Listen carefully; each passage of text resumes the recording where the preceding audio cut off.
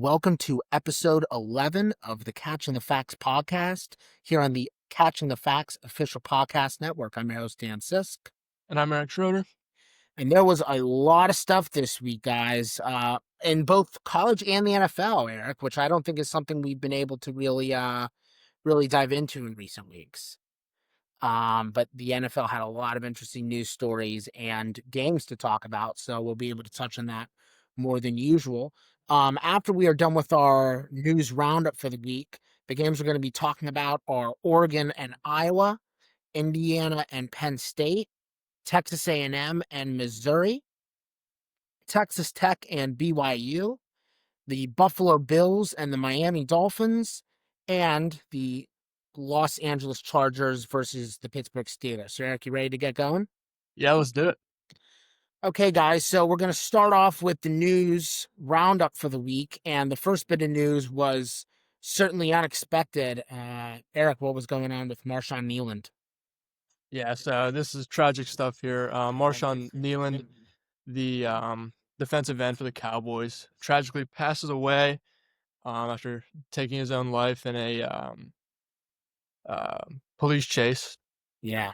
And yeah, I mean, this really sucks, man. I mean, he was he just scored a touchdown last week or two weeks ago now, I guess. Yeah.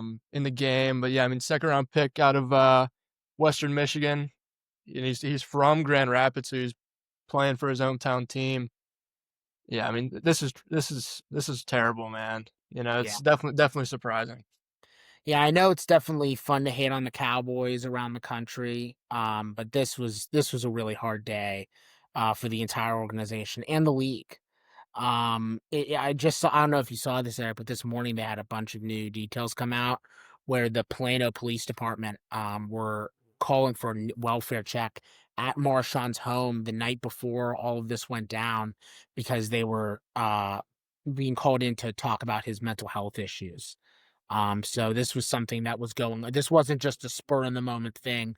Marshawn Kneeland was clearly suffering, and it really hurts to see this happen to people. Obviously with football, you got to question, disorders like CTE and whatnot. But I think at this point, it's a little inappropriate to really raise those concerns because at this point, this isn't Antonio Brown where they're hurting other people. This poor guy was hurting himself, and it's just it's a real shame. Yeah, it definitely is. And you see it a lot. Not I guess recently, but a lot of guys aren't speaking out about their mental health. Um, and I mean, if you're struggling, just talk to somebody. There's always Yeah. people, ever people will listen to you. Don't ever feel like you need to take your own life. And yeah, this sucks, man. Yeah, it's a really unfortunate situation. Um, and yeah, guys, please seek assistance. If you need it. I mean, this individual, despite being within a very prominent organization, within professional sports, was not getting the help that he needed, and it really ended up costing him dearly in the end. Um, you hate to see this happen. Sadly, this stuff always happens with football in particular, which is really, really a shame. Um, yeah, I guess I really don't know what else to say other than it really sucks. Yeah, I mean, no matter how happy somebody seems, you never know what's going on, Yeah, with their personal issues and life. Just check up on people every once in a while. Even though no, they might seem, real happy, and he did. yeah, Um, and it's definitely unexpected. For the whole league. yeah, yeah. I guess that's really all I have to say. Just seek help, Yeah, guys. Look yeah, out for yourselves. Look out for the people in your personal lives. yeah. And try to help them as best you can because you never know what's going on. So Yep. yeah, really unfortunate situation. We wish Marshawn Kneeland's family our condolences, and as well as the whole Dallas Cowboys organization.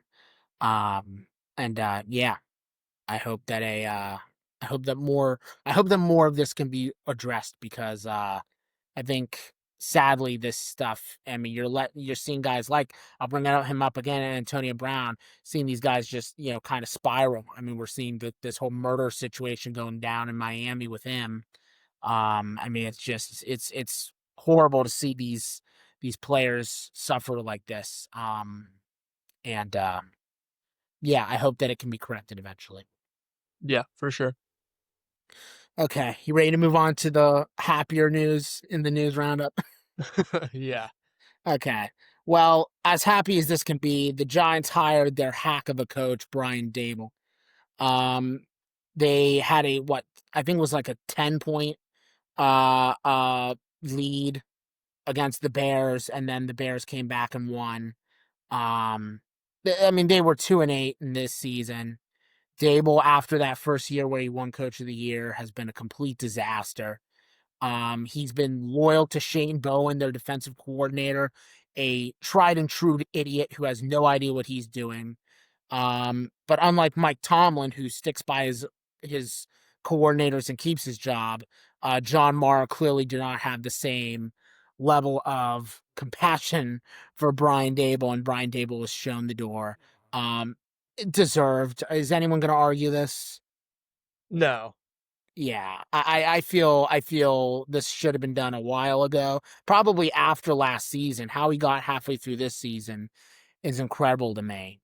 Um, yeah, there are a few things worse than being a Giants fan, man. I mean, they have been one of the worst teams in the league for so long that I just don't know how you get out of this spiral. I mean, it's Yeah, bad, man. it's bad. I mean, what Dayball's record was 11-33 over the past 3 years. Ugh. I mean that's terrible. And right now they're sitting at 2-8. With a promising young quarterback in Jackson Dart, Uh-huh. who, I mean, he's been okay. Yeah. And he's getting way too much hype right now. I'm I seeing a see a lot of lot. hype around him. Yeah. Um, He's he's not getting way bad, too but he's not great. no, exactly. Now he's questionable with a concussion. Yeah. So, but this was a bad loss to the Bears, man. Yeah. Because I mean, just really bad. Caleb Williams, he's not even that good of a quarterback, and just to lose the game like that, have the Bears come back on you. That's terrible. Brian Daboll should be out. Yeah. Like you said, he should have been out sooner. Yeah. Um, so Especially yeah, good. especially when you factor in all the young talent they have.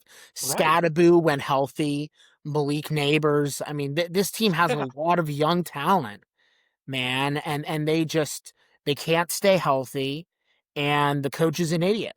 And so they're wasting the young talent they have. I mean, it's just a shame, man. It really sucks. I don't know what else to really say about the Giants. I mean, they're a mess. We've known this. I don't Yeah, know. I mean, they're a young team, but 11-33 over 3 years. I mean, yes, Daniel Jones was your quarterback, and he wasn't very good there. But I mean, it's no excuse to only get 11 wins in 3 years. That's terrible. A lot of teams get 11 wins in just one.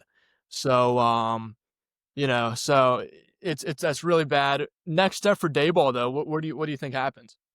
He'll get an offensive coordinator job somewhere, and then he'll be a head coach again in 4 or 5 years. Yeah. I don't know where he'll be as an offensive coordinator. Um, but it'll be somewhere relatively prominent. I mean, uh, I think everyone kind of assumes that Joe Brady of the Bills, the offensive coordinator for the Buffalo Bills, is going to leave for a head coaching job this offseason. Dable would be a good fit there.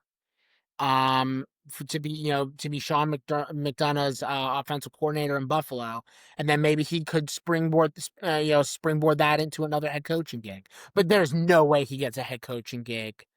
Um, in this upcoming offseason. He's going to have to take an offensive coordinator position somewhere, and then build his stock back up. And we'll see if he's successful. Yeah. I think he knows what I think he's smart. He's just his in-game play calling is really bad, man. So you can know the game as well as you want, but if you can't execute on the field, just ask James Franklin. It's not going to be a good ending for you. Yeah, and that's why a coordinator job would be perfect for him, not all of the play calling's on him, he kinda has Exactly. a You know, second, second, second hand in it, so, exactly. Exactly. yeah. Yep. So, yeah, I Yep. mean, like I said, Buffalo, that would be a good spot for him.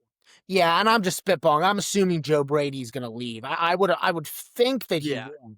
I would think that Joe Brady would leave. But if the Bills keep spiraling, hint, hint, hint, for what we're gonna talk about later in the show, I don't know if he will. But I have a feeling Joe Brady's gonna leave, so that's just the team that came to mind. But any he could get an offensive coordinator gig anywhere.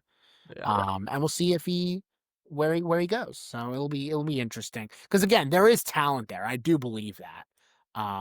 You just need to, you need to cultivate that knowledge the correct way, and maybe a coordinator position is just where he belongs. Look at Josh McDaniels. I mean, he's a really, really smart, football mind. Awful head coach. I mean, it happens, man. It happens. So Yeah, I mean, but not even NFL for Daboll. Do you think he would go down to college? no, that's a demotion. I don't think he would. I think he'd pull. I mean, Chip Kelly got the hell out of college as soon as he could. I think he'll stay in the NFL and just take the coordinator gig. Yeah. Well, we will see, We will I see. guess, in the off season. Yep, So, yeah, 100%. he'll definitely get a job somewhere else. I mean, Oh yeah. he's yeah, so he'll be fine. Yep. Okay, that's all I got for that story. What about you? Yep.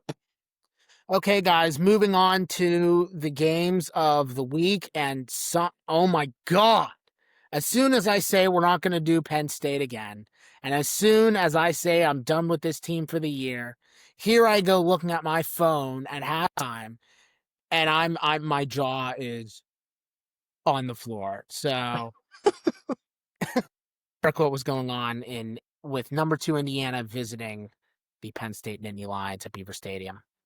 Yeah, like you said, number 2, Indiana visits Penn State, on the road. They win 27-24 in dramatic fashion. I mean, just a nuts game. Yeah, Omar Cooper Jr., catch of the year? catch of the year. Yeah, with the Catch of the 6 and the year. line, man. So good. I was watching it, and as they kept showing it over and over, I literally just kept saying to myself, "How did he make that catch? How did Yeah, he it get that is foot in?" I was unreal. amazed. So Yeah, and great call by the ref on the field too, called it a touchdown immediately in real yeah, time, that's not easy. that's a tough call Um, for a ref. Yeah. yeah, big spot, but didn't let it overcome. Anyway, Fernando Mendoza, he's getting a lot of Heisman hype now after this game. They're calling him one of the Heisman favorites. What do you think about that? I mean, I think it's ridiculous. Yeah, I texted you that with that throw, Mendoza might have just won it. Then you raised a really good argument for Julian Sand, and I think you're right. I think Sand with that stat line, what is it like statistically the greatest season ever or something Right, crazy? yeah, it's the greatest season ever, but we're only in week what? Uh, 11 or whatever? Yeah, let's So see. Let's see where we are the week before the championship, and then we'll right, talk. right, exactly, But exactly, but yeah, if right now, Julian Saint is having the best year if he keeps it up. yeah, He's been so good this year, and I don't even think, like, Mendoza, he and we saw even last week or maybe 2 weeks ago, whenever that was, Ohio State, I mean, yes, it's at home. They killed Penn State. yeah, Slow start, yes, at the half, yeah. comes out second half and just, runs them over. And as we said in Um, that game, every team has a slow half. I didn't even blink an eye when the game was relatively close at half because I knew right, Ohio and State was and yeah, right here, Indiana has a slow half, but they didn't pick it up. yeah, They've won on I guess a fluke is in air quotes, fluke touchdown, from a great catch, and I mean, it's an okay throw, but it's like Fernando Mendoza is getting a lot of hype right now, and I just don't. I'm not buying into it, man. Heisman wise, it's just like he's definitely good. He maybe he'll be a candidate, but finalist. I mean, come on, he's not going to win it. he's okay. Not gonna win it, sure, but dude, I'll be damned if he doesn't deserve a finalist position. I mean, he is making an okay Indiana receiving core elite almost single handedly. Like, that has to be you have to account that into the final For sure. if you don't wanna argue that if you wanna argue that he shouldn't win, okay, I'm right there with you, but he should be a finalist. He's been incredible. Yeah. He's been incredible, but I agree with you that he doesn't need to win. Um, that 4th quarter, he was remarkable. He really just commanded the entire that final drive, a work of art, in my opinion. Just, you can't Eric, you can't find a better 2-minute drive. You can't Yeah. point me to a better 2-minute drive than that final drive against Penn State. He's so good. Um, I guess we should talk about the other quarterback. Listen, I will be fair. Let's just be honest, okay? Aller getting hurt. Ethan Grunkemeyer has to go to Iowa, which is an extremely difficult place to play. Okay, Iowa's a very, very hard place to play. A lot of teams underestimate that place. Then he has to go into Ohio State, and then he has to host the number 2 team in the country at home. So he hasn't exactly had the easiest 3 games. Right. That being said, he sucks. Yeah. Okay, Thank he's you. bad, man. Like, again, we should account for the fact that those are the 3 games that he was dealt with, but I mean, his Yeah, stat but he's line still a I isn't mean, yeah, his stat line isn't awful, but he just does not have the command, of the pocket the way that, obviously Fernando Mendoza did in this game, and I don't know how much of that is Terry Smith, the interim head coach, but I I think Grunkemeyer has to take some blame, man, and he was missing a lot of open throws, like a yeah. I mean, I was saying that, in the Ohio State game, he missed so many throws. I don't know what he did, last week against Iowa, but or I guess 2 2 weeks weeks ago ago, against Iowa, technically. whenever that was. Yeah. But he misses so many throws that he should make, and it's just, like, it's so frustrating to watch him because he's missing guys wide open, they're streaking down the middle of the field, nobody around him for, maybe 5 yards, and he's throwing behind them. It's Yeah. like, what are we doing? Like, if he can just connect on, half of these throws that he misses, this is a different game. Yeah. You still have maybe not the best running back duo, or maybe not the best running back in Nick Singleton in the country. That's probably Jeremiah Love right now, but he's Top still a top running back in the nation. I mean, obviously his stats don't show for it, but we know what he can do. Um, I mean, I don't disagree with that, but I mean, outside of that touchdown run for over 50 yards, he was not very good in this yeah, I game. mean, if you take that And away, he only has 21 yards. yeah, and he's just had a he's really regressed this year, man. I Well, mean, the whole team has. well, I agree. Oh, of course, but I'm talking specifically the running backs. I mean, they spent a fortune to keep Singleton and Allen there, Yeah, and Singleton. I mean, it's supposed to be an elite duo because they're so good at different things. Allen is the stocky guy who doesn't go down and is elite in short yardage situations, and Singleton is the flimsier but ultra fast and quick, long yardage running back. And it was supposed to be the duo that was arguably the best in the country, and they have both been duds, man. yeah, They have this season after giving them all that money to see them do this. I mean, you can't help it, but um, just look at them and be like, my God, how much? I don't remember how much money they spent off the top of my head, but they paid a lot to keep both of them. And you can't help but look at that and be like, man, what a waste of money. Like just right. Yeah, no, yeah. 100% agree. They've wasted a lot of money this year. Like I truly believe that Singleton at his peak was as good as like Jeremiah Love is right now. Yeah, I Um, agree. Yeah, but I would agree but with that. I mean, this year has just been a dud for him. Yeah. So, Um, what a shame. yeah, and then now, I mean, it's not the worst loss for Penn State. Competing like this with a number 2 team in the nation, which people were saying Indiana last week. They were saying that Indiana should be ranked over Ohio State number 1.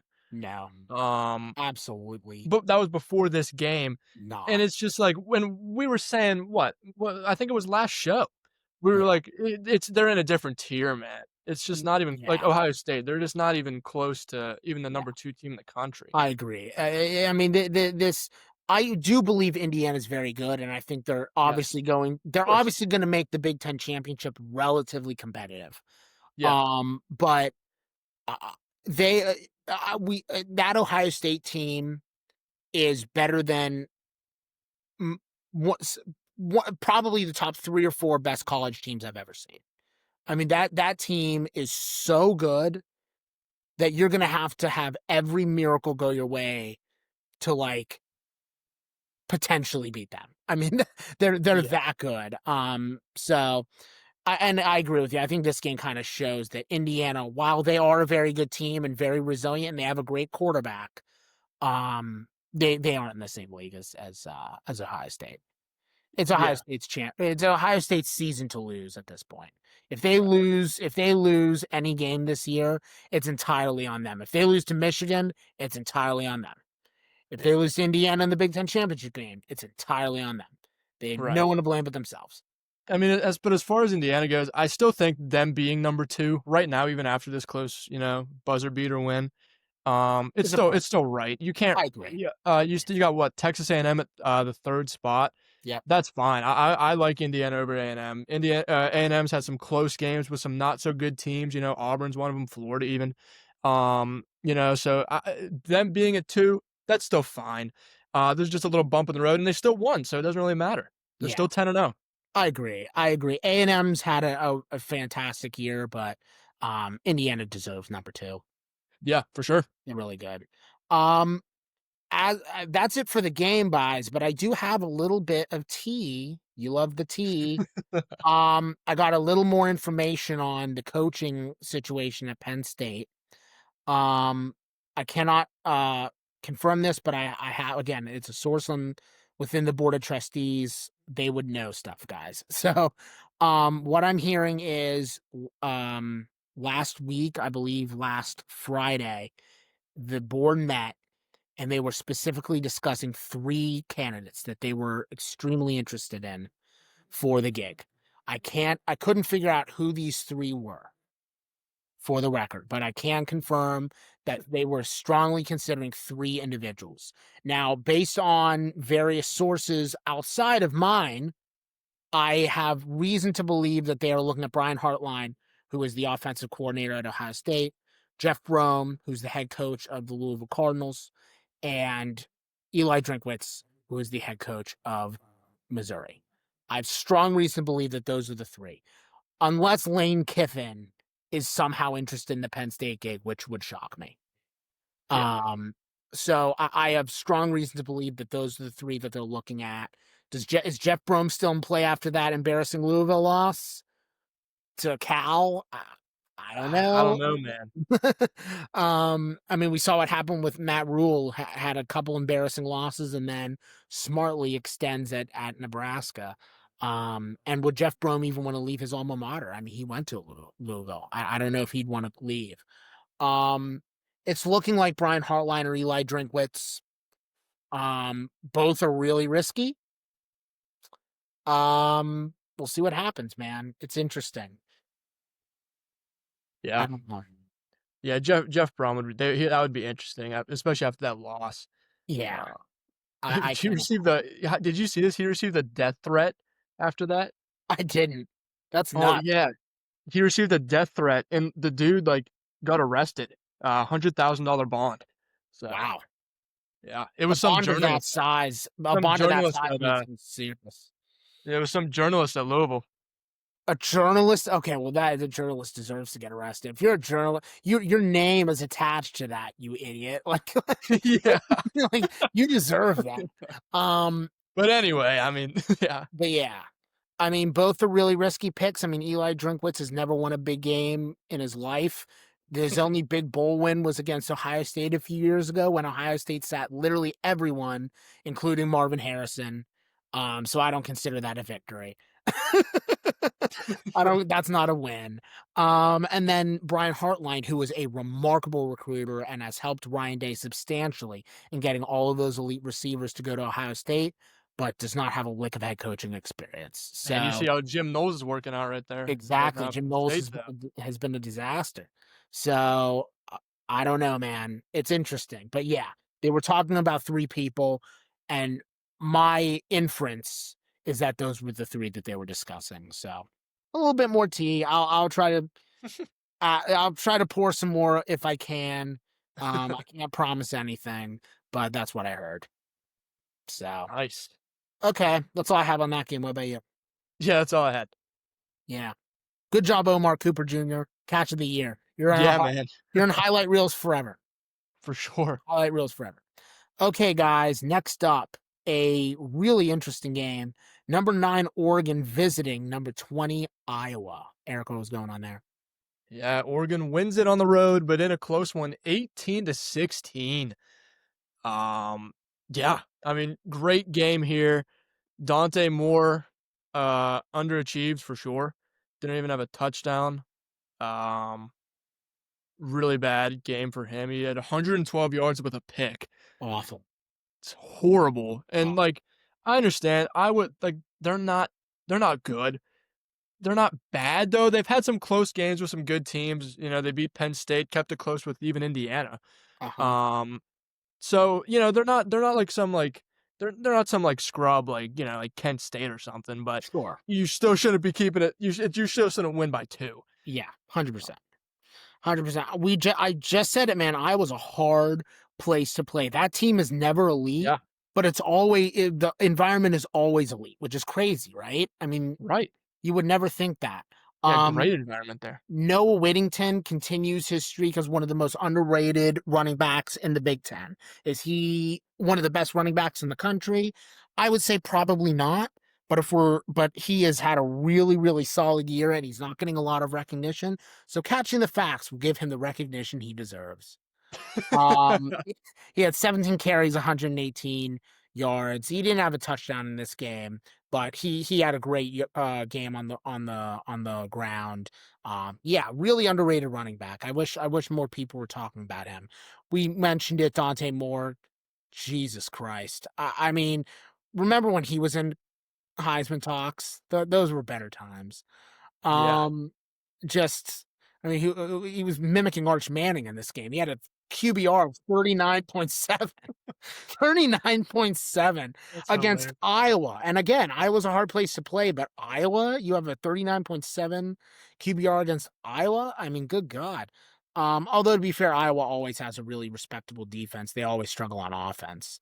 Yeah. Um, yeah, man. I guess we were talking about this game a little bit in our preview at the end of last week's episode. We're like, can Oregon have a big victory to quell the doubters?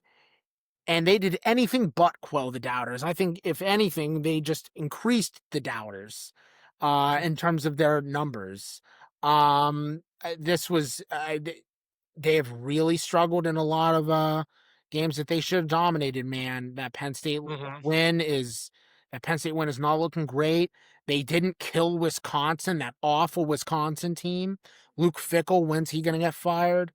Um, I mean, they should win out. Looking at their schedule, they have Minnesota, USC, Washington. They should win out.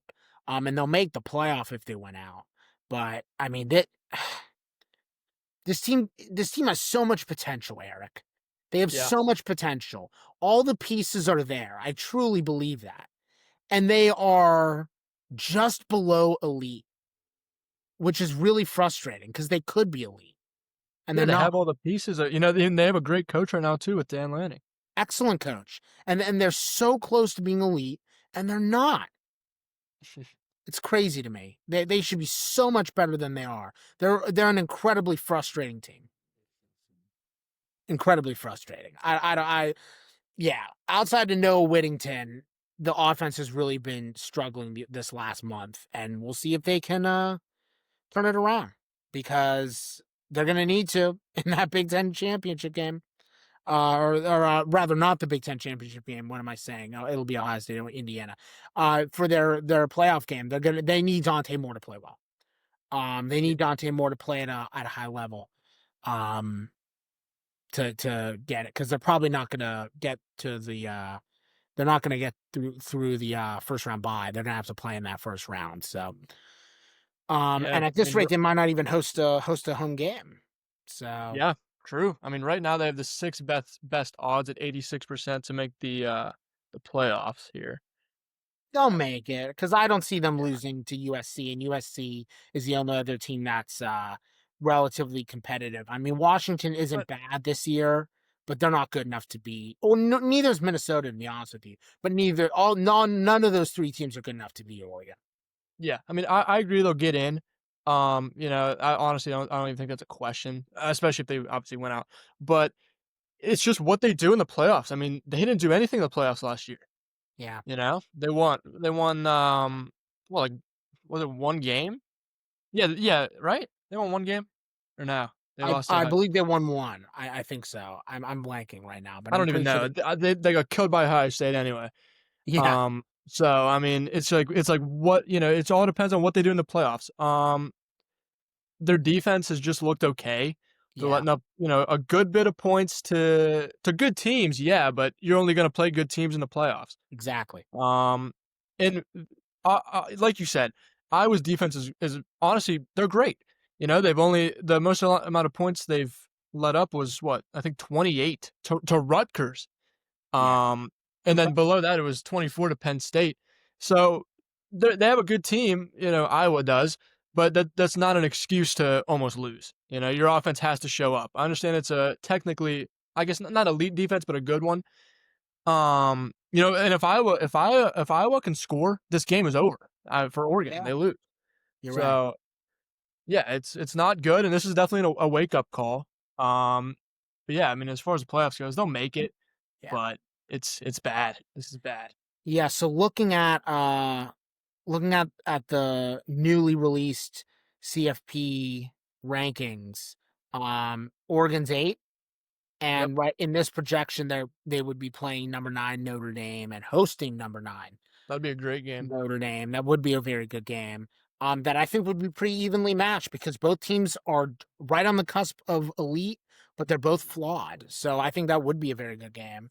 Um, Miami's projected to make this as well. Good God, that would Yeah, be I saw JMU, James Madison University. They're I believe undefeated or maybe have one loss. the So if rank. they win out, Yeah, they can make it. But I think I heard somewhere that they wouldn't even get in, and it would still be an ACC team. which is Um, crazy to me because which the is ACC is stupid. awful this year. They're terrible. Their best team is Georgia Tech, and they Yeah, suck. So it's like not yeah, suck, but they're not good. Not good no, enough to compete at all with yeah. these elite teams. You're right. I guess elite is kind of crazy to also say Boise because State made it last year. If James Madison goes undefeated, right, let them in. If and Boise State can get James in, let James Madison James Madison. I mean, they're good every year. Not like elite, obviously, like not like actually good, but they're like good for their what they are. They in. don't pl- Yes, they don't play anybody because they I can't. I agree. Yep, It's let it's them in. yeah, I agree, man. It's just ridiculous. Like, how do you expect a team like James Madison to, make the playoffs ever? Yeah, Um, I mean, they're in the SBC East. It's like yeah, with teams like Coastal Carolina and Old Dominion in their conference. It's like you got to let them in at some point. This is I the second year in a row. yeah, yeah. I agree with you. I would bring in I would bring in James Madison certainly over South Florida, who's number 12 100%. now. Jesus, Yeah, dude. are you guys watch? Has the committee watched South Florida? I mean, that team is They would get destroyed, man. against Georgia, dude. That's a four. I'm not exaggerating. That's a 40-point game. Yeah, it's gonna be I like the mean, first round last year. I mean, it's kind of going towards that. yeah. Because we didn't have a lot of great first round games last year in the playoffs. First round games were awful. Every single game was a blowout. Yeah, exactly. And I think that's what we're trending towards. Yeah, But I still like the 12-team playoff though. Don't get me wrong, because I do four too. teams is just ridiculous. You can't pick four teams out of 100 something. So I it's like, agree. but it's just in a weird spot right now, and you can't extend it to 24 because that's way too much. Yeah, So it would be even worse. I agree. I agree. But yeah, It that's would my be. take on it. I don't know. I agree, man. Yeah. It should be James Madison. I'm 1,000% with you. Yeah. We I think the committee just really does not want to start the. This is my theory. I think the committee just doesn't want to start the narrative. Oh my God, what's the ACC going to do if they couldn't get a team in the top 12? Right. They want to avoid that narrative. Yeah. To which I would say, watch the games Yeah. Yeah. watch the games and tell me with a straight face that Miami and Georgia Tech, while respectable teams, could beat anyone in the SEC or anyone in the top echelon of the Big Ten or the SEC or even the Big 12. I think Texas Tech would smoke them. I mean, I do not see how anyone could possibly begin to argue that the ACC needs a spot. Yeah. Now, yeah, I mean, just to clarify, we are not saying that James Madison is better than really any of the ACC No, teams, but it's but they about who deserve it. deserves a spot. I agree, man. This is unreal. They deserve it. Any 3-loss ACC team right now, or even 2-loss, doesn't even deserve to get in over JMU, who's and honestly, Well, Georgia. let's make an amendment, Eric. No three-loss team in any conference should be getting in the top 12. Oh no, definitely not. I No, would argue no, no, no. no. I would argue maybe like one two-loss team. Yeah, Maybe. But everyone else should have one or fewer. for sure. I refuse to have any three-loss teams. That would be Yeah. atrocious. But yeah, I mean, it's just unfair to these teams because they're not playing the best competition, but it's like yeah they'll get smoked, but it's just that they're there. Um, Yeah. it's good for the program for sure and good for publicity as well. Yeah. Okay, we went off on a tangent. Oregon, look, guys, if you want to buy in, do it. We won't tell you not to, but I would encourage you to be wary of Dante Moore's poor play in the last month. And I would just be worried about that playoff game, man, because if they play a tough opponent, that there's a good chance they're going down with that offense. Oh, 100%. Yeah, I Um, completely agree. yeah. They're That's not why the team they were last year. they are. They are. And I really thought they were, which I is know. which is I mean, we were hyping up Dante Moore, man, we a were. lot, We and were. it was well deserved. But he's really fallen off and took a turn for the worse He this has. last half of the year. He really has. Really But yeah, has. we're yeah. Yeah. You have anything else? I'm No, I think I'm definitely good. yeah, I think I'm good too. Um, okay, guys. Next up, we have number 3 Texas A&M visiting number 22 Missouri. Eric, what was going on there? Yeah, so Texas A&M unranks Missouri after beating them 38-17 on the road. I mean, just a murder. Yep, here it is, man. The dominant win that we were saying at the end of last week they needed just to Yeah, solidify them. I mean, they had been having a very good year. We were praising Mike Elko up and down, but the Notre Dame loss, the Notre Dame victory, they barely won. That LSU victory, not looking impressive at all right now. So they needed another slam dunk victory to really solidify them. Here it is, right on yep, cue. Well done, yep, boys. 100%. And even a couple weeks ago, they almost lost to Arkansas. Yeah, I forgot about that. You're right. 45-42. So Texas A&M, they haven't looked really good. I mean, not the number 3 team, but they have to rank them there because that's really the only place they can. Um, yeah, this is a great win for them. Yeah. Marcel Reed played good, 20 for 29, 221 yards, 2 touchdowns, and then he rushed for 29. Yep. That's a good game. Not an amazing game, but really, really solid. No, that's definitely a good game, especially on the road. Yeah. Tough environment to play in. Missouri's looked good this year, but yes, they have 3 losses now, and they're not the best losses. Alabama, Vanderbilt, now Texas A&M. That's back-to-back losses for them. Yeah. Not good. Not where you wanted to go, especially after trending upwards like that. Yeah. Because that Vanderbilt game, that was a ranked game. What, they were like 15th or something. Yeah. So yeah, just trending in the wrong direction. So all the hype Missouri has is definitely gone now because Matt Stoller has played terrible. He went 7 for 22 and 77 yards. Whew. No touchdowns, no interceptions, But come on, man, that is the worst. That actually might be the worst game I've ever seen. Yeah, he was 77 yards. Oh my yeah, goodness. again, another poor, backup.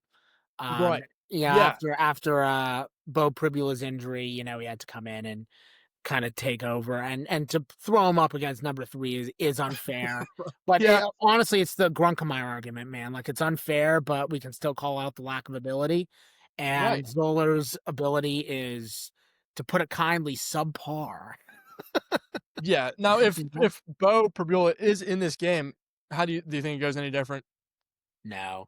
I They don't would either. probably get another touchdown, Yeah. but it's They would still make it look closer, but it wouldn't be close. yeah, I agree. I mean, he would obviously throw for, maybe 200 something yards, but I mean, Yeah, he'd probably yeah, only I have agree with 2 you. touchdowns anyway. Um, yeah, I mean, it's definitely tough, because that's honestly probably why they lost against Vanderbilt too, because Bo Pribula went out. Um, but I mean, you're still a D1 quarterback, it's not like they're throwing in some, kid from the stands. It's like he's right there. He was battling for a position. He was their starting quarterback until Bula came in. So why can't he compete? You know? It's Yeah, like what do we I mean, yes, it's tough. Definitely tough, but you gotta play better than that, man. Especially when you're a ranked team. That's yeah. terrible. At home. Right, and they ran the ball a ton.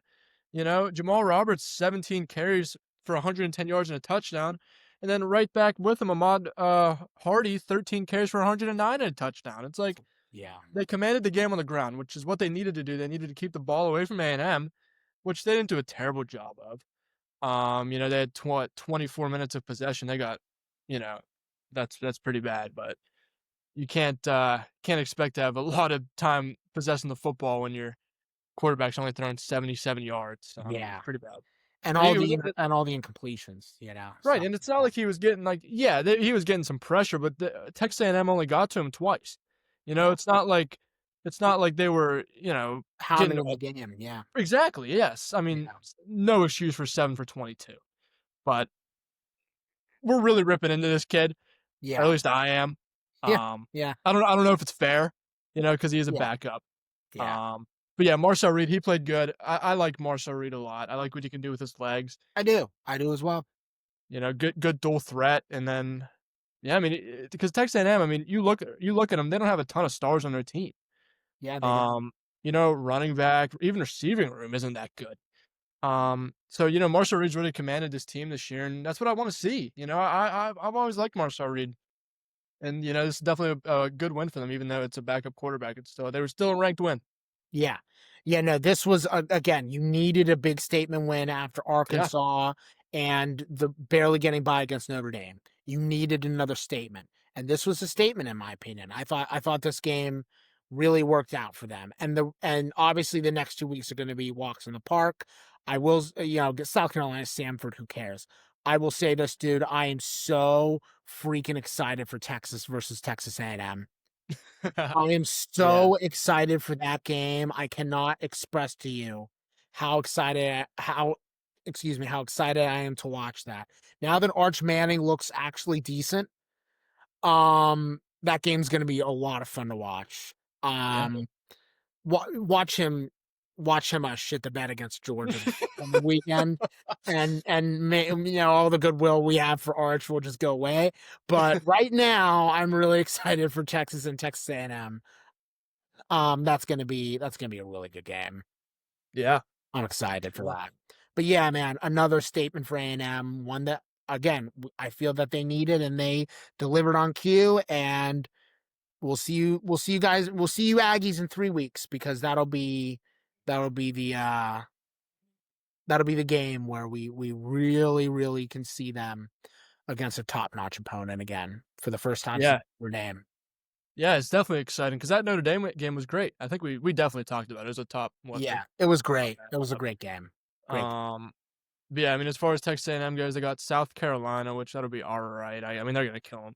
Yeah. Which I wish South Carolina was better, man. I mean, that's, yeah, they got some stars on their team, but I thought Lenore they would be much better than they are. me Yeah. too. Like Lenore Sellers, he's really underperforming, and he's a good he's a good he's everything you kind of want. Yeah. But really underperformed. Then they got Samford, that's an easy win, and then they got Texas, so that's gonna be a great game.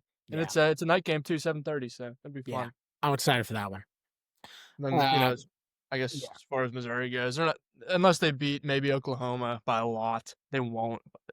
No, it's That's really all this. they got. They got Mississippi State, then Oklahoma, and Arkansas, so they're pretty much done. They have 3 losses anyway, so They'll yeah. finish with 4 losses, which is a typical Eli Drinkwitz year.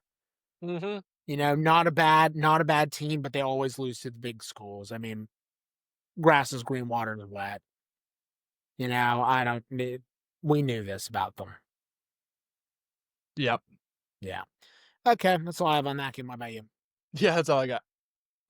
Okay, guys. Now we're moving on to the top 10 matchup of the week. We've got Brigham Young University versus Texas Tech, number 7 visiting number 8. Eric, what was going on there? Yeah, so BYU loses at 7-29, on the road against Texas Tech. Oof. Bad loss. I mean, they got killed. Yeah. Um, both quarterbacks didn't even play that great. A lot of incompletions, a lot of sloppy play. Yeah. It wasn't great. It was really just the running back for Texas Tech, Cameron Dickey, 23 carries, 121 yards and a touchdown. Yeah. He commanded the game. That's Yeah. and that's what you want to see. And especially in these top 10 matchups, it's going to be tough. It's going to be a gritty win. You just gotta hold the football. Really, you Yeah. need a lot of time of possession. Yeah. Um, and that's really what you want to see because BYU rushing was horrible. LJ Martin, their top rushing, I guess their running back, 10 carries, 35 yards, no touchdowns. I mean, you're not going to win the game like that Yeah. when you're forcing your quarterback to throw, who's just okay. Yeah. Uh, Yeah, no, man. Texas Tech is still trying to get Baron Morton back from that injury. They're clearly easing him back. He was throwing a lot of yes. chuck downs, Yeah. which I can understand because even though he only missed, I believe, 1 game with that concussion, you need him for the playoffs. So they're taking it easy with him, and so they put the ball in Cameron Dickey's hands, and like you said, he delivered, man. He delivered when he needed to. And with BYU's run game as bad as it was, that's honestly all they needed to win. I mean, it really is that simple. It wasn't a complicated game to watch. You knew exactly why Texas Tech was winning. The whole game. So really, really a solid win for them. I think we've both been doubting Texas Tech a little bit, especially after that Arizona State game.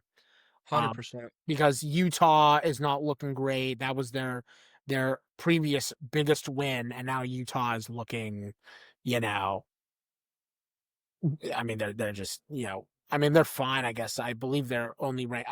Believe they're ranked 14th or 15th now. Might be incorrect about that. I haven't seen the. They Um, are ranked 15th. they're ranked 15th. Yeah, no, that they're pretty good, but that's not an elite school, right? Right. So, and obviously BYU isn't either, but this was a top 10 victory and Texas Tech needed that win. Looking ahead, they've got UCF and West Virginia. Those should both be easy wins. We'll see where they can go, man. I think that they need Baron Morton to be healthy. They need Cameron Dickey to continue playing well. Um, we'll see if they have the offense to overcome these Big Ten and SEC schools. I'm still not convinced, but I mean, this is the Big 12's, I guess, candidate for the playoffs this year, and Yeah. you know, they're probably going to get a top 4 slot because of it. So we just have to Yeah. that and see if they can do anything. So I mean, it really is. Uh, it really is gonna, it really comes down to their offense because they don't have the defense to compete against those Big Ten and SEC schools. They need the offense to deliver at an elite level, and I've yet to see that from them. So I don't know. I'm still doubting them a little bit, but they are having a very good year, especially for that program. They haven't had a year like this since Mahomes was there. So good for them. I'm happy for their fans, I guess. Yeah, for sure. I mean, yeah, like you said, this is the best they've looked, in recent years. But as far as the playoffs goes, I don't think they do literally anything. I agree, man. Um, it's just like, and it really sucks, man. Like it's just the Big Ten. It's like the Big Ten, SEC, and just everybody else. Yeah, the Big Ten and SEC, they don't look too good right now either, but they're not going to lose to, some Big 12 school, and especially Texas Tech, who doesn't have a lot of good wins. They beat, but it's hard. Like it's hard to, get get good wins when you're not in the best conference. It's not really their fault. Yeah. They're playing the best they can. And I would Um, and I would say that unlike we were just saying arguing for James Madison, so I'm sure there are going to be listeners who are like, "What the hell? Why are you ripping on Texas Tech?" I would argue that the difference between them, Eric, is that James Madison is so irrelevant in the grand scheme of things. I know Signetti was there, but I mean, let's just be real, guys. That James Madison was not a factor in football. I think that they are the true, underdog story, and it's really good to see them elevate to that level. Whereas Texas Tech is one of those teams that has the record, but they don't have the victories in the power against power conference schools to really, justify that ranking. Whereas with James Madison, they're dominating everyone they can. So, but you Texas can make the same argument for Texas Tech, though. I mean, who else can they really play? That's fair, but again, I think the fact that they're playing power conference opponents, I think negates them at, compared to James Madison, at least in my purview. That could solely be me, but I just think James Madison's the better story. I don't know. Yeah, yeah, better story for sure. But I mean, Texas Tech at 8, that's not bad. Yeah. That's Now, I would ask you this. So let's just assume Ohio State annihilates Indiana, right? yeah. Um, SEC, A&M, Alabama. Oh, what a game. I would say Alabama probably wins that. So let's say those are the top two, right? Would you have Tech at 3 and James Madison at 4? Man, I mean, jeez, When you that put is it like that, so you're like, oh, crazy. damn. Yeah, I don't know. I feel like JMU, you'd have to kind of put them at like maybe even like 12 over USF or something, But right? then At who least would right now. be, but then dude, you need a conference champ in I feel the like it has to. Oh man, because then it would be the ACC. exactly. Do you want Jeez, that Georgia is. Tech there? Oh, man, it depends. It depends because like even Georgia Tech, but you, I feel like we're saying obviously the top teams in the ACC right now. Miami, Georgia Tech. Look at Pitt. Don't sleep on Pitt right now. They have um You're right, three but they need to win out. ranked. Yes, they need to win out, but if they win out, they're gonna be way up there. They're gonna Yeah, skyrocket if they win all those games because they're yeah, all ranked right now. I Notre agree, Dame, this would be a but you need to win out. huge win if they win. Yes, that Uh, this Conference game. weekend is huge for Pitt. If they win that game, they're serious. Yeah, no, They're 100%, legit. man. And I don't know if you saw what Pat Narduzzi said. He was like, I would, I don't care if we lose that game by 110. Since it's a non-conference game, I would rather win the next two against Georgia Tech and Miami. That's what he Yeah, said. because the conference is more important. I get that. Yeah, but Because I feel like you still have to win this game, or you're not going to be in at all. I agree. Because but here's the thing. I think Narduzzi's going off the mentality that because he knows that his best shot at the playoff is winning the ACC. So he Right. doesn't give a shit about Notre Dame because Notre Dame's not in the ACC football wise. I guess, So but I, you I still, I can understand where he's coming from, but I I don't agree. know. We can't take them seriously going into Georgia Tech and Miami if they can't at least keep it competitive against Notre Dame. I'm 1,000% with you there. But they're, I mean, as much as we, hate on Pitt, they are an underrated team, and they could make some noise here coming up. They So, are. They are. but yeah, I mean, as far as that goes, I feel like it would be one of the ACC teams, which I hate to say it, but it probably would be. So Yeah. yeah, That rule needs to change. I do not want the top 4 slots to go to conference champs. It's yeah, ridiculous. That is a stupid rule. As good of a story as Boise State was, they shouldn't have been 3. I mean, it was just ridiculous. And yeah, I mean, Penn State proved it in that game. They shut Ashton Jeanty down, and that Penn State team was very good but not elite, and they just creamed Boise. So yeah, go away with the conference champs in the top slots. I'm over that. I'm out. I don't want it. I don't want a world where think about it, Eric. Comprehend what I'm about to say. We are talking about a reality where there's a very strong chance that the top contenders for the 3 and 4 slots in the playoff are Texas Tech, Pitt, and James Madison. Yeah, Think look, about that. no, I agree, man. It's tough, and, like, even, like, college football this year, like we were saying, um, Big Ten and SEC, they're not even that good. It's like, college football, yeah, it's good this year, it's fun, but it's not that good. Yeah, Better than the I know NFL, what but you're saying. it's not that good this year. Yeah, I Yeah, agree. entertaining games for sure because everyone kinda sucks, not gonna lie. You know, Yeah, there's really no that, right. everyone's not that good. Yeah, you say it. Yeah, I'll listen. Um, yeah, no, I agree with you. I just James Madison above Jordan. Good God. Yeah. That's I that's don't a know, man, that's I a don't know, weird. but that's a Um, whole other conversation. yeah, no, I hear you. But we'll tackle the bracket when we get there. Yeah. As for this game, yeah, Texas Tech. I'm sorry, guys. They're probably gonna go get high in the ranking, but I just can't take them super seriously. They're No, I mean, fine. yeah, that's not I don't think that's too crazy to say. I mean, yeah, I think it's okay that for them to be ranked right where they are, you know, Yeah, just based on what they're doing, but, yeah, I mean, it's not I feel like you can't really rank anybody really anywhere else, to be honest. It's tough. I agree. Okay, that's all I have on that game. What about you? Yeah. That's all I had. Okay, guys, so that is it for the college games for this week. We're going to move on to the two NFL games that we wanted to discuss.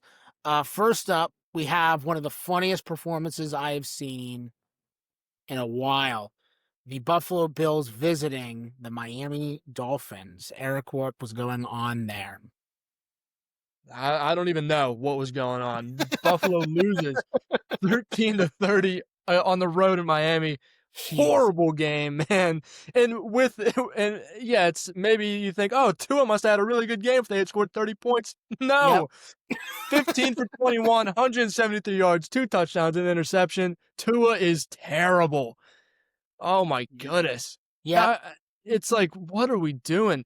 And I understand you. They're technically like, you know, their arm punts, you know, where he's throwing it up deep and it Yeah. gets picked off, Yeah. and it's good field possession wise, but dude, that's so bad. I mean, he is Yeah. not Tua is so I can't even say overrated because he's not there's no hype of with him anymore. Yeah. Um, My nickname for him is Tua turns a ball over. yes, that's oh yeah. I mean, it's that's not a crazy nickname because he Turns the has turned the ball ball over. over. Tua turns the ball over. Yeah.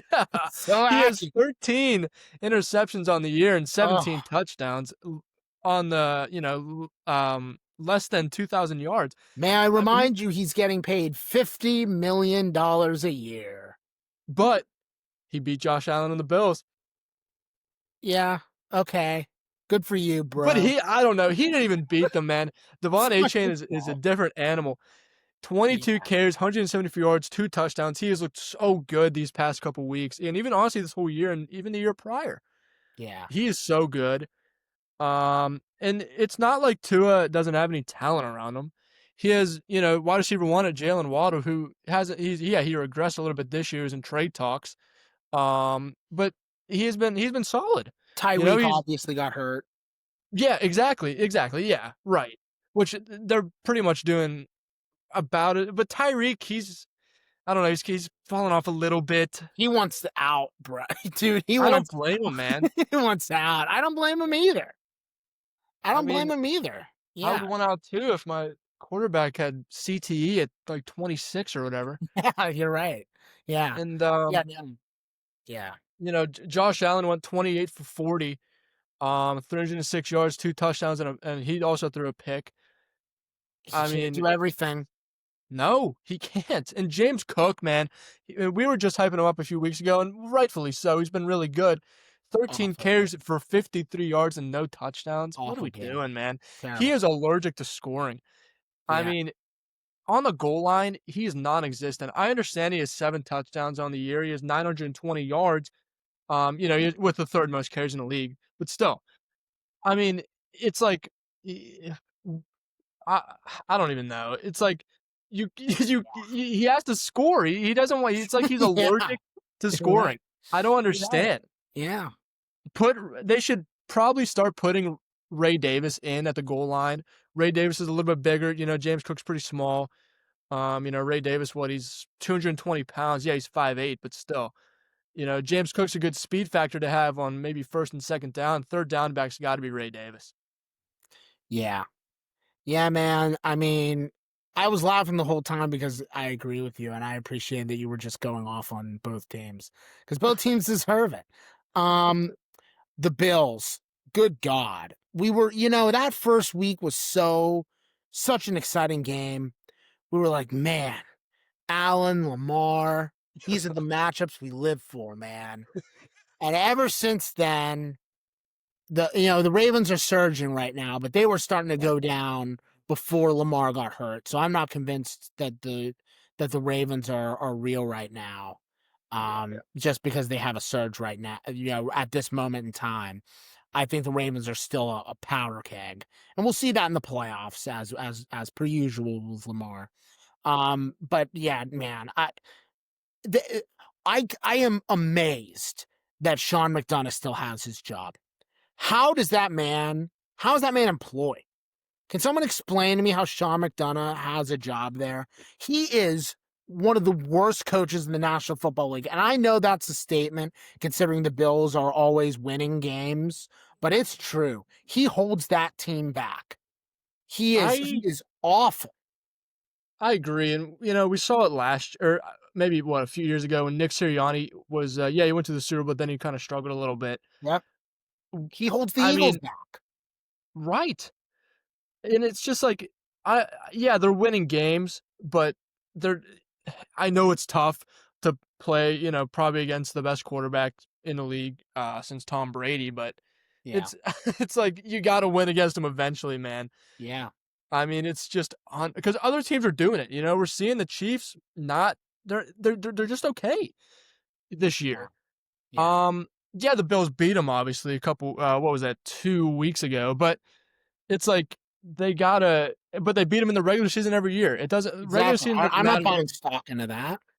Regular season doesn't matter when you're shooting for the playoffs anyway. You're gonna make it. Um, So it's like, but this loss is terrible for the Bills, so bad, and especially after the Chiefs win, we were buying a little bit of not. Well, I can't say we were buying stock in them because we weren't. We know what they do in the playoffs, but Yeah. it's like they haven't looked terrible this year. They have a couple of losses which isn't so great, but they beat the Dolphins earlier in the year, 31-21. Yeah. So what changed? These past couple months. Yeah. I don't know. The Falcons are so inconsistent um that loss looks just atrocious. Um I mean the Dolphins got dude they just fired their GM. I mean I'm sorry. I'm sorry. They mutually parted ways. That's code for he got fired. They're just letting him save face. Chris Greer, who was awful. They're letting Mike McDaniel go out there like a puppet until the last game of the year, because then on Black Monday he'll get fired. Um, so they have a coach on death row. They have a GM. They have a GM who was again fired. I don't care what they say. He was fired, and you lose to them with a quarterback who, as my co-host hilariously said, has CTE at age 26 and can't throw the ball deep to save his life. I mean, that's who you lose to, and you lose by multiple scores? I Yeah. mean, dude, like, here's the thing. We're going to talk about the Steelers in just a couple seconds here. We said for a long time, don't buy into the Steelers. So when we talk about them and how bad they were, uh, we're not saying anything that, you guys don't know. We knew they were 9-8, right? We're not going to lie about that. We thought the Bills were at least going to be respectable and have an honorable loss in the playoffs where Allen plays great. I'm not convinced that that's going to happen this year, man. They Really? are a mess. They have no, um, They have an inconsistent running game. James Cook is on and off depending on what side of the bed he wakes up on. Um, Keon Coleman was supposed to level up for Buffalo. He hasn't. I mean, Dalton Kincaid is okay. Khalil Shakir's fine, but again, they don't construct this team around Josh Allen, and they don't do it every goddamn year. And I don't know why they don't do it. He is arguably on a Hall of Fame trajectory. That's how good he is, and they don't back him up. If I'm Josh Allen, I want to get out. And I know that's a Yeah. strong statement, but if I'm Josh Allen, I am praying to whatever God I worship that I am getting the hell out because that team is a mess. With Sean McDonough, you're not winning. And I know that's a strong statement because he only loses, 4 or 5 games every year, but I stand by my comment. They are not winning a single playoff game against Patrick Mahomes with that man as their head coach. It is not happening. Let go of your dreams, Bills Mafia, although we know that's difficult for that insufferable, nauseating fan base. Um, I'm done. I'm done. We were already down on Buffalo last week after a victory. And I'm even more down on them now. You lose to that team, I can't even begin to take you serious. Not only lose to that team, they Get got killed. killed. I Yeah, mean, it was bad. They didn't score until the third quarter or the fourth quarter. yeah, I mean, how do you get shut out for 3 quarters straight by the Dolphins? yeah. I mean, that's terrible. What? Their best, arguably their, okay, I guess their best defensive player is probably Bradley Chubb. Maybe you can make a case for Matthew Judon. He's really old. Then it's Minkah Fitzpatrick. That's their defense. Minkah sucks. He goes from the Steelers, and he wasn't even good last year for the Steelers. Yep. And he's doing nothing in Miami either. Yeah, He's 42 solo tackles. Yeah, that's great. yeah. No forced fumbles, no interceptions, 6 pass deflections. He's doing nothing. No. And that's your third best defensive player, and you only get 13 points. That's pretty bad. Yeah. Yeah. I don't know. I want to talk about something else. Let's move on. Yeah, let's do it. I'm Let's sick talk of about. this. I'm sick of this garbage team, man. Well, we could maybe talk garbage about. is fine. We're just going from garbage team to garbage team here. You're Talking about, right. You're right. But talking about the I just, Steelers next. yeah, let's just move on because the Bills, again, I would feel sorry for the fan base, but I'm not sorry because you idiots are the ones who buy in every year. So Right. I feel for Josh Allen, man. Get And out. he's signed through like 2030. Yeah. I mean, it's He took rough. the money and I don't blame him, No, but I mean, yeah, no, get your bag, but yeah.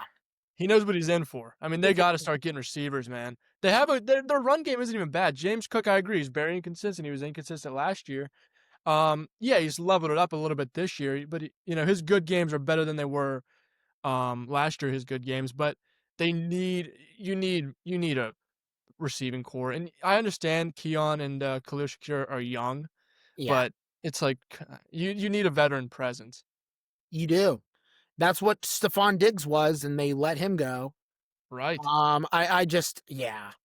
I don't want to call him Philip Rivers 2.0. Oh no, It's too early to say that. no, I But don't know about that. it's too early about that. But no, Eric, Philip Rivers was a brilliant, Yeah, I brilliant know, but in his heyday, but he was stuck on yeah, a shit team and couldn't win anything to save his life. And as a result, he's not making the Hall of Fame, even though he has the stat line to arguably get in because he I would couldn't win anything.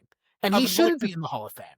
I would like to think different about Josh Allen. I I think he would too, turns it around man. at some point. No, it's not even his fault, man. It's not his fault at all. He's doing everything he can, and he's literally doing everything he can. He's doing He is. everything. He's doing everything. Yeah, like I don't want to call him Philip Rivers 2.0. I'm not doing that. But if this goes on for another 2 or 3 years, I honestly think we need to start having that conversation. And it pains me to say that because he's clearly a great guy. He's a great Yeah, guy. I yeah, love listening to his press conferences, even in his losses. I love listening to him talk. He knows the game well. He's yeah. smart. I just Yeah, man. I just he's truly. I'm worried that he's going to go the route of Rivers, where he's a brilliant talent that just can never get over the hump, and I would hate for him to go down that path. Yeah, But I completely agree. You know, I'm a huge Josh Allen fan. I like him a I lot. am too. I wish him the best. Yeah, for sure. I just I wish him the best. Get the hell out, man. Get the hell out. Okay, that's all I have on that game. What about you? Yep. Okay, guys, let's talk about it. We know that a substantial portion of our listeners are from the city of Pittsburgh, like the two of us are. So let's rip this band-aid off. Eric, what was going on with the Steelers who were visiting the formerly San Diego Chargers? Why they left is beyond me. But yeah, they were visiting the LA Chargers this week. What was going on? Yeah, Steelers lose pretty much at their second home in LA, 10-25. That game was 80% Steelers fans. It always is. It always is, and Yeah, it's LA great to fans see that. suck. Yeah, they do. But I do you blame them? No, I mean the Rams and Chargers have both gotten there in the last 10 years. So none Right. of them grew up fans. And then all the visitors, all the visiting teams, the fans make a weekend of it. Let's visit Yeah, LA for the weekend. exactly. It's a great Can you blame them? no, I no. yeah, there are no outside of the Lakers and the Dodgers, no one cares about LA sports. I mean, it's really, but that's a whole other conversation. But Yeah, yeah, but no, anyway, the Steelers fans. I mean, the Steelers always travel well, but I've seen the Ravens. The Ravens don't even travel well, and I've seen the Ravens take over that stadium too. So I mean, the Chargers fans are a mess. But yeah, it was basically a home game for the Steelers, which made the game even more embarrassing. But yeah. But yeah, anyway, the Steelers lose it 10-25 on the road. Another loss for them. They stack up 4 on the year. Aaron Rodgers probably definitely actually his worst game of the year. yep, 161 yards and a touchdown with 2 interceptions, and they were bad. Um, Jalen Warren, 14 carries, 70 yards, and a touchdown. And once again, we're talking about DK Metcalf underperforming. I mean, it's week in, week out with this guy. yep, 3 receptions, 35 yards, no touchdowns. He was tied with Roman Wilson. Roman Wilson had 1 less catch than him and a touchdown. So it's like yeah, when Roman Wilson is tied with someone who's supposed to be a game changer, and DK is so heavily overrated, man. yeah, It's just unreal. He gets at most like 6 catches a game and he does nothing with them. yeah, You know, even last week, even last week he had 2 receptions against the Colts for 6 yards. It's like, yeah, they're not really getting him the ball, but he's not getting open. I, yeah, I mean, yes, they're double teaming him. And that the loss, the trade with Pickens leaving, that sucks, and it would definitely help the Steelers right now, but it's bad. But this Steelers defense has to play better, man. I yeah, mean, 25 points against the Chargers. Yeah, they sacked Justin Herbert 5 times, which is that's what you want to see, yeah. because the Chargers have some really bad O-line issues right now. That's great. So many Uh, injuries. Yeah, issues as in Joe injuries. Alt. I mean, just yeah, a Right. million And issues. and big name injuries, so it sucks. Um, but you're still, I mean, their secondary's burnt toast, man. They're getting cooked by Lad McConkey, who yeah, he's good, but he had 4 receptions, 107 yards and a touchdown. Then Yeah, Quentin Johnson, who has drop issues, 42 yards. It's like, yeah, and then Keenan Allen, who just broke the all-time record for receptions in this game yeah. for the Chargers. Yeah. Yeah. Then no, I continue to think that Justin Herbert is one of the most underrated quarterbacks in the entire league. Yeah, completely agree. I think he's really, really good. He is good, man. I think in the era where we're pushing so many young quarterbacks so hard, I think he's one of the better ones. I think he's better than Nix. I think he's better than Penix. I think he's Oh better yeah, than give Penix. me JJ McCarthy. I mean, there are a lot of young Yeah, QBs that I think he's superior to. hundred And percent. Yeah, The Chargers are just not giving him the O line to really succeed because let's be real, they were having offensive line issues before all the injuries. yeah. Last year was So bad. yeah, so they are not really supporting that guy, and I feel for him too. Yeah, Yeah, we're and Herbert this is can as the well. episode of feeling bad for NFL QBs. Yeah, Um, but yeah, no, man, they have no run game. They have a very questionable receiving core, and they yeah, beat the Steelers by 2 touchdowns. So this game, let's just cut the let's cut through everything. This game's about the Steelers. Good for yeah. the Chargers. This was a victory that they weren't projected to win. But they earned this one. And we'll see if as they get healthier, they can become a legitimate contender in the AFC. But I think it's safe to put a pin in them for now. Would you agree? Yeah, I mean, I think they'll definitely be able to, honestly, with Omari and Hampton coming back in like 2, 3 weeks at this point. Sure. Vidal's been okay. He hasn't been that good. Um, but with Omarion back, I mean, that's going to be huge for them. Rookie running back, started out a little slow, like they all do, and then he really started to pick it up. Then he got hurt, so it sucks. But I think they're going to make a push these last couple weeks of the season. So Yeah, but yeah, this game's about the Steelers. We told yeah, you guys not to buy in. We told you, did we yeah, not, Eric? everyone. Oh yeah, I mean, everyone was so excited. And even, I mean, I can't lie, I was excited with that Colts win. Yeah, I can Um, understand it. I can but understand why. I mean, you come in top, probably with the MVP candidate Jonathan Taylor, and then Daniel Jones was playing out of his mind, five turnovers. But like we said last week, um, yeah, they had 5 turnovers. They got 5 turnovers, but the game was only a 7-point win. So they got to start. They got to start doing something, man. Like eh, they they didn't. And if your team's gonna rely on turnovers, you're never gonna win. And that seems like what they're really doing right now, the Steelers. Yeah, man. I'm not buying in. And I was never buying in. But this we'll say it again. This is a team that thought that acquiring names would be enough to energize the fan base and get this team over the hump. And the fact that they thought that that was a legitimate path forward is beyond me. They thought Rodgers would push them over the top. They thought DK would push them over the top. They thought Jalen Ramsey would push them over the Oh my top. god, And Jalen Ramsey. these are nothing more than hired mercenaries. They are names with the black and gold, and they aren't who they used to be, and it shows, man. I Well, mean, yeah, it's hard to it's watch. just like it's like you bring in these old guys. Jalen Ramsey, I mean, he's been washed for a few years now. Yeah, Um, Aaron Rodgers, he's been washed for also a few years now, ever since he got with the Jets. It's like yeah, it's bad. And even DK, like, yeah, he's technically an elite receiver. He gets way too much hype. Like I said earlier. I mean, it's just, yeah. and he's only 27. He's not even like that old. I mean, it's unreal that this team isn't doing anything with with the names they have, yeah. But with Aaron Rodgers at the helm, I understand he's old. I mean, everybody knows this. He's 41. He's about to turn 42. Um, Yeah, yeah, so he's it's like, and I don't know, man. It's just the receiving core is terrible for the Steelers right now. They have no wide receiver two. Roman Wilson is their wide receiver two. He sucks.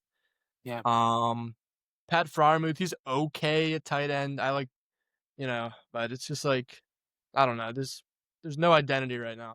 There's no identity. That's a perfect way to describe it. They don't have. You can't. The Steelers of the '70s are long gone. Yeah, I mean, yeah, They have no yeah. They're purpose. Yeah, signing all these guys to like 1 3 year contracts. It's like, what do we? But they're not making a push for anything, yeah, they aren't. They're content with being complacent. And did you see right? Tomlin's quote this afternoon? I He's did like, not, yeah, but I saw him walk out of the interview on Sunday night. okay. He said that there were no long-term concerns about Aaron Rodgers' play. To which I said, Uh, "You're right, Mike. There are no long-term concerns about Aaron Rodgers' play because he doesn't have a long-term future." yeah, yeah, You idiot! Like, what do you mean long-term concerns? Because if you want to talk about short-term concerns, fine. Finishing the season. But I mean, there aren't any. He's not. I would be shocked if he stayed with the Steelers past this year. I agree, I especially mean, what how I he's doing mean, right now. I mean, Not even I just him, but the whole just, team. yeah, I just, they think that the names are enough, and they are And it fine with being is complacent. it's enough for the casual fan. You know, you see you got Aaron Sure, Rodgers, DK fair, Metcalf, and Jalen Ramsey, you're like, "Wow." And even fair. Patrick Queen, you can throw him in there, TJ Watt, I and agree with even that. Slay. You can say, "Oh, this is gonna be such a good team. This is wow, this probably is the best team in the league." But if you're if you're it doesn't Yeah, matter what it is to the casual fan. It exactly. doesn't even matter to me, you know, and It doesn't. I would say I'm more than a casual fan. Yeah. It matters about the execution on the field, and they're just not doing anything. It's so frustrating to watch. And, You know, they come in and beat the Colts by 7 in a game they forced 6 turnovers. It's like, "Okay, that's good, I guess. There's some hope." And then you just get boat raced by the Chargers. It's like, "What are we doing?" It was a questionable team right now. yeah, as you know, slightly alluded to just there, if you dig below the surface just a little bit, I mean, the cracks in this team are evident. I mean, they to hardcore football fans like you and me, Eric, and to I assume the vast majority of the listeners of our show, the issues with the Steelers are like flashing neon lights to everyone with like a functioning brain cell. Anyone who, like, watches the NFL more than the Exactly. Super Bowl. Anyone who watches the NFL, even I don't even want to say casually, but like relatively intently every week, Yeah. you would see the issues with this team. I mean, it's just it's a mess. I And would if you yeah, don't, that's why we're talking about it. You know, exactly. to bring light to the situation that they're not all that. But again, as you said, they're able to sway the casual fans because the Steelers have a million casual fans because they're obviously, I think it's safe to say, the second most famous franchise of all time in the NFL behind the Cowboys. Yeah. And I mean, and that's why they have so many casual fans. And so that's enough to woo those individuals. And I mean, I wish those individuals had higher standards. I don't know. Yeah, Have higher expectations for your team. I don't know. right. But, like, even, like, a lot of people in, you know, Pittsburgh loved all these signings. Even the media did. I mean, they were really hyping up this team this year. Because And it's like, Rogers is box office. Rogers' name makes ESPN so much money. yeah. That's why they do it. And it's I guess it's good for the brand, you know, signing these big names to 1 to 3-year deals, but it's not good for the for if you're actually trying to play football, so Yeah. which they are actually trying to do, believe it or not. Yeah. What a wow. Whoa. Yeah, Um, I know, right? It doesn't look like it, but they yeah. are. They're trying to win games, believe it or Based on not. what I saw, pal. Yeah, Yeah, man. I just looking ahead at the Steelers' schedule. Um, Bengals, that's a crapshoot. I mean, it depends on if Flacco plays out of his mind, I don't but know if he will. I don't know if he will. I don't think he can do that I again. don't think he's gonna replicate the game that he had, a couple weeks ago against the I Steelers. agree. But I mean the Bears, Caleb Williams, I mean he's making a lot of fourth quarter comebacks recently. He might Yeah, be the turning the receiving core corner. looks good. DeAndre Swift, he looks also good as well. Yep. So you got the Bears, the Bills, the Ravens, the Eh. Lions, and the Ravens again. Uh, I I've said this before. The best thing that could happen to them is ending the stupid winning season streak because I think that's the only way that we can instigate real change. Now, do you think if they do have a losing season this year, Tomlin's out? I don't know. I mean, the fan base will revolt when Yeah, and if that happens. because they are at the top of the AFC North right now, even in their struggles. I recognize that, but the Ravens are coming, man. Even the Now that Bengals. The and no, Bengals, I mean, they've had a few heartbreaking losses these last few weeks, and if they don't, they're right there. I recognize that, but the Bengals, I'm sorry, I just can't buy into the Bengals with all the with those injuries. I know Burrows I believe he started as a 21-day track Yep. to come back off of IR. Um, Yeah, the he has a Thanksgiving return, so that would yeah, be we'll see it how effective. I mean, if he has an amazing December, maybe. But this Um, division, I think it's still gonna be very tight going into December, so it's like I think it's anyone's division now, maybe except the Browns. That's fair. That's fair, and I can totally see where you're coming from with that. Especially again, if Flacco can just keep the Bengals afloat for a few Yeah, more weeks, then yeah, exactly. 100%. But the Ravens are surging. The Bengals again are a crapshoot. They have the potential, but I'm not buying in just yet. I hate their coach. Zach Taylor's an idiot. Um, I just my gut tells me the Steelers blow this. And my gut tells me that again, if they finish with a losing record, I do not know how Mike Tomlin stays. I think Art Rooney would have a very serious conversation with him and be like, "We stood by you for the last 8 years when you won literally nothing, and it's time. Like it's time. We've known that it's time for a number of years now, but I think that again, finishing with a losing season is the only way that we can truly instigate change within that organization. Yeah, because if he goes 9-8 again, they're not gonna make any changes because 'cause they're so loyal. Exactly.